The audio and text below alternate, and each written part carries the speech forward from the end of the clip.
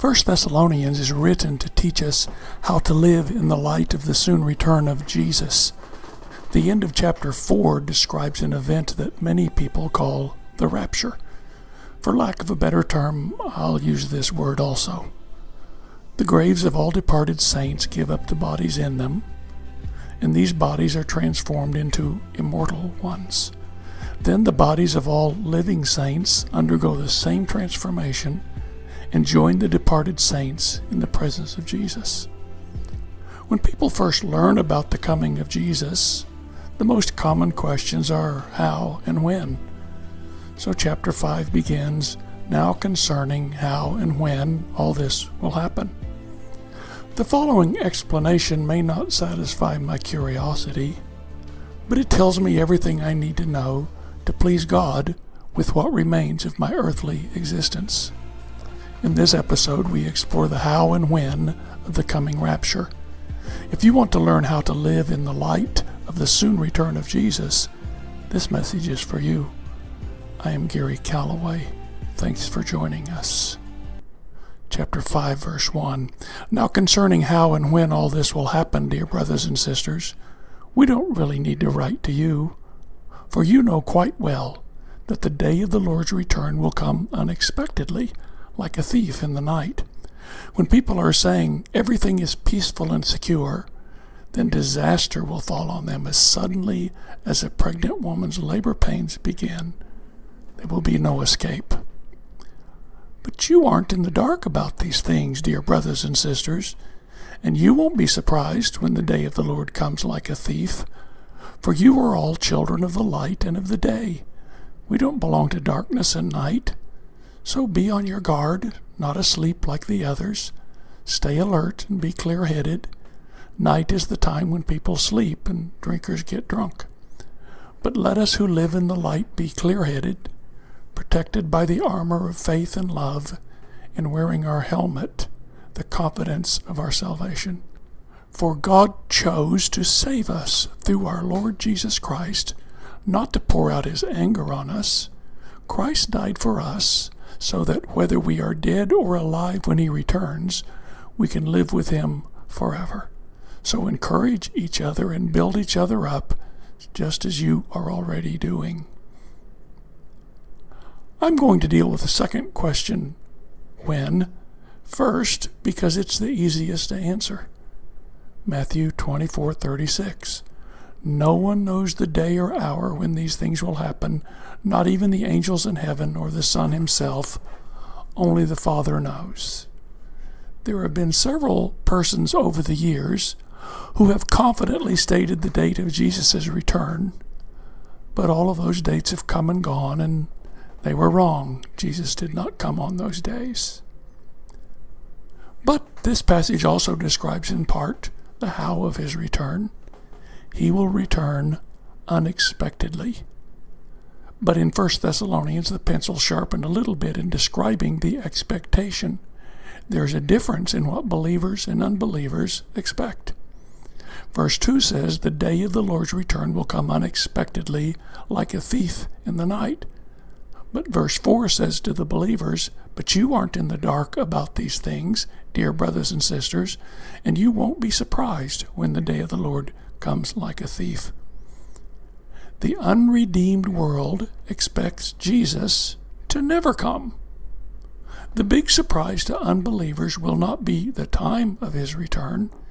It will be the fact of his return. 1 Peter chapter 3, verse 4, they will say, what happened to the promise that Jesus is coming again?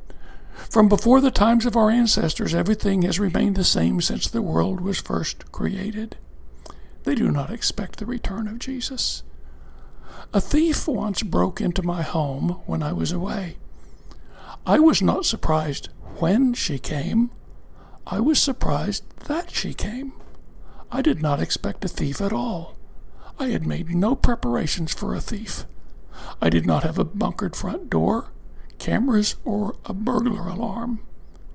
This is the attitude of the unredeemed world toward the coming of Jesus. They have made no preparation for his return because they do not expect it. To them, the most unexpected thing about Jesus' return is that he returns. But this is not true for the believers. We know that Jesus is coming.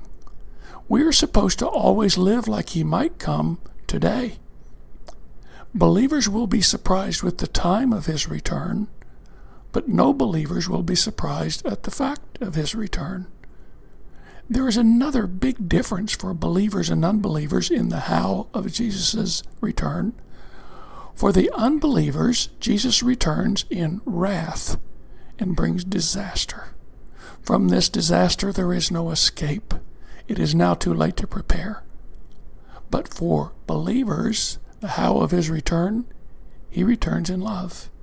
He comes to save us from the coming wrath. Verse 9 says, God chose to save us through our Lord Jesus Christ, not to pour out his anger on us. The flood in Noah's day was a sort of preview of Jesus' return. Matthew 24, beginning with verse 37. When the Son of Man returns, it will be like it was in Noah's day. In those days before the flood, the people were enjoying banquets and parties and weddings right up to the time Noah entered his boat. People didn't realize what was going to happen until the flood came and swept them all away. That is the way it will be when the Son of Man comes. No one knew the exact time when the flood would begin, but Noah and his family expected a flood and took action to prepare for it. The rest of the world did not expect a flood at all. So for Noah and his family, the flood began a cruise. For the rest of the world, the flood was the wrath of God, and they were destroyed. This passage in 1 Thessalonians 5 is written to believers to remind them of the soon return of Jesus, but also remind them of how to be ready for it. The preparation is found in verses 6 and following.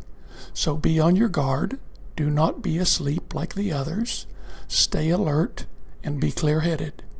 Night is the time when people sleep and drinkers get drunk.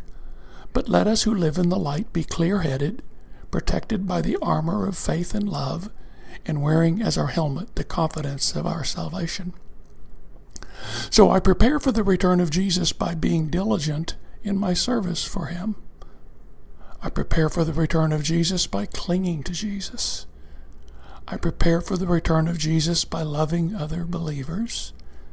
And I prepare for the return of Jesus by holding on to my confidence in the work of grace and forgiveness he has done in me. Matthew 24 tells us a story.